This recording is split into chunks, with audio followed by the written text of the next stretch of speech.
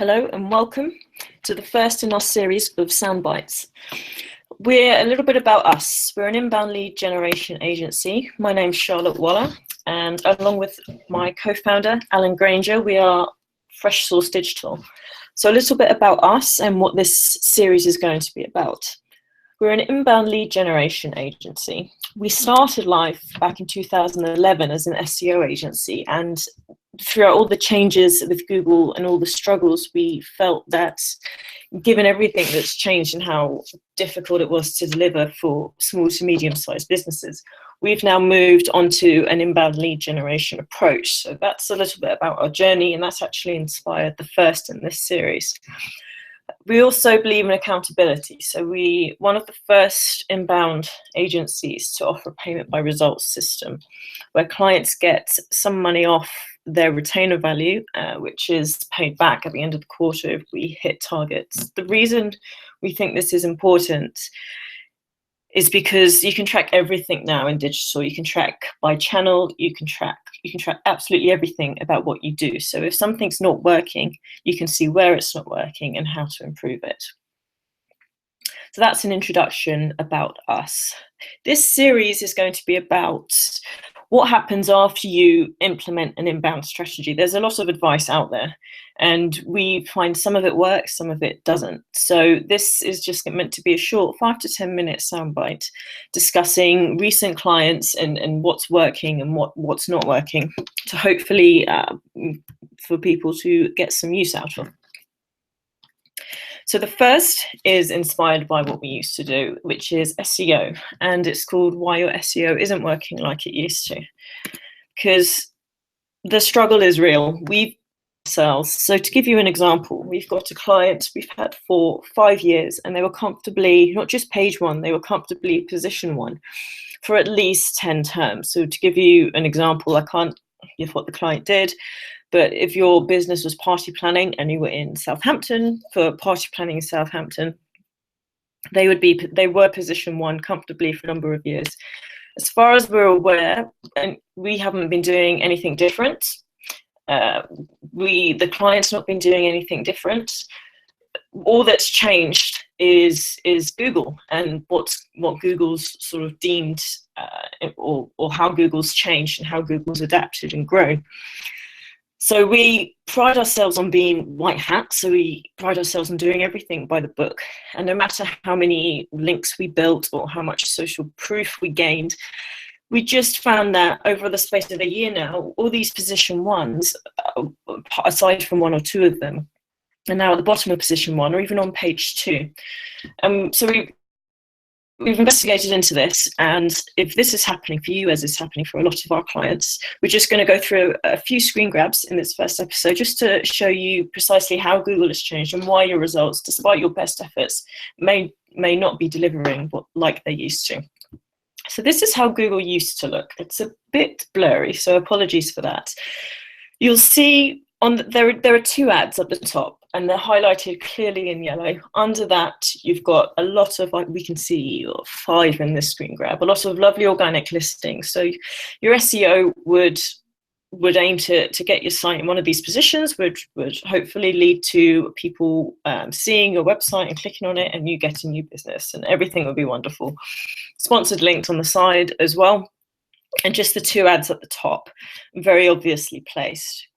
Now, if we fast forward to today, and a very popular search for car insurance, we'll see that firstly the ads have bred, so there aren't 2 anymore, there are 4. And secondly, you'll see how they're a lot more subtle. There's just a really subtle green to denote that they are in fact ads.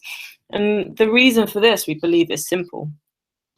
Google's a business after all. It wants to make money, as we all do in our businesses. And so it's no surprise really that ads bring in money, they bring in revenue. So why wouldn't you go from 2 ads to 4? It makes perfect sense from a business side. What this means for SEO is you can see that the first organic listing is about halfway down the page now. It's a lot further down the page. So even if you do reach that coveted position 1, it's not necessarily going to get you as much traction as it once did. The other thing you'll notice is that if we look at, I know car insurance is a competitive term, but this happens for so many searches now. Unless you're a really big player, if you are a small to medium-sized business selling car insurance, let's have a look at who you'd be up against in the organic listings. So we've got Go Compare, Money Supermarket, Admiral even, Tesco Bank, and Confused.com. These are all really big players. I mean, they all advertise on primetime TV, which is hugely expensive.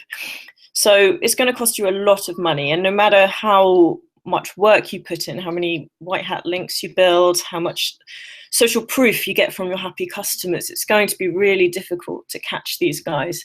And if you want to go for the paid ads, you're looking at a really expensive cost per click as well. So page one has become a lot more expensive to get on. And if you do get there, it's organically, it's not likely to yield the results it once did.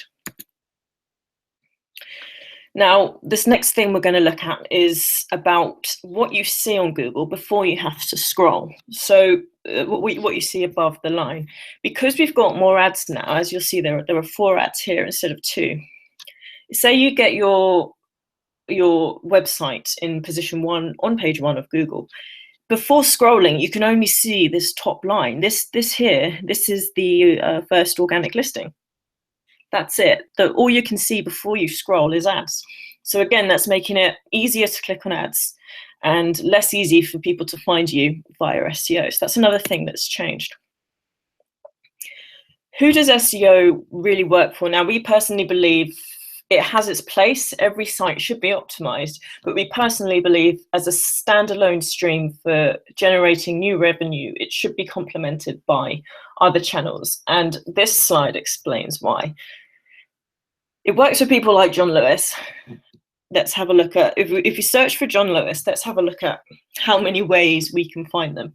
So before, if we go back to, say, this listing. So say we're used to seeing one of these, right? We're used to seeing one listing. If we go for John Lewis, we type them into Google. Firstly, we get their listing up here. We also get rich snippets. We also get extra bits of data down here. So they're already taking up more real estate on the page than they used to. You can also, because Google likes to keep you on Google and away from other websites, understandably, you can also search johnlewis.com on Google. So you can search the John Lewis website without actually leaving it. And that's a key way that keeps you on Google and away from other sites. You see news features. So again, that's 2, 3, 4 news features for John Lewis. So that's taking up some space. You can see maps listings. So if you think about mobile and how the majority of search is now done on mobile, this makes sense because you can see what this has done, what Google's done is it's hooked up where I'm searching from with my nearest John Lewis stores and I can get directions there and I can call up the store there. So what's the store there? Sorry. So what this is showing us is that it's helping me to find my nearest John Lewis. It's looking to see where the nearest ones are to my store so it can direct me to them. So that's a lot of real estate on the left-hand side. Let's look on the right-hand side. We have a Wikipedia listing, a load of other links there, all these social media links as well. So we've got our social profiles there. And I think we've got a little bit of history here on the bottom right. So if you're John Lewis, people can find you in a myriad of ways. People can find you on maps. They can find news stories. They can search your website. They can, without even leaving Google, they can find all sorts about you. They can find out about the store, about your social media profiles.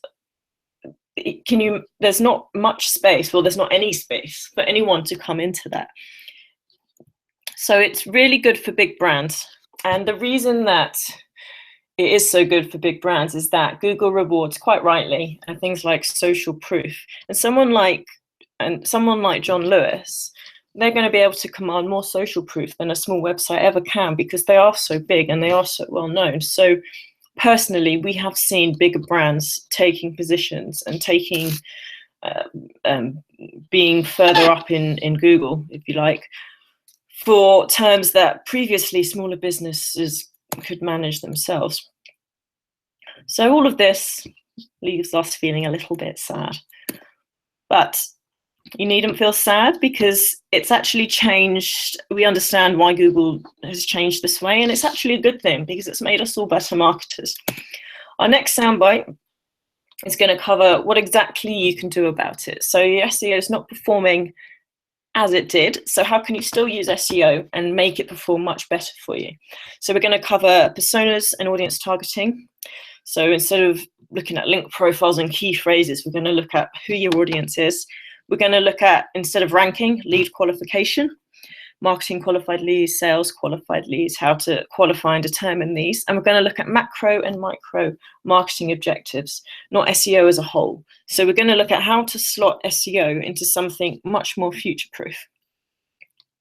I hope you enjoyed Soundbite 1, and we'll see you for Soundbite 2. Thank you.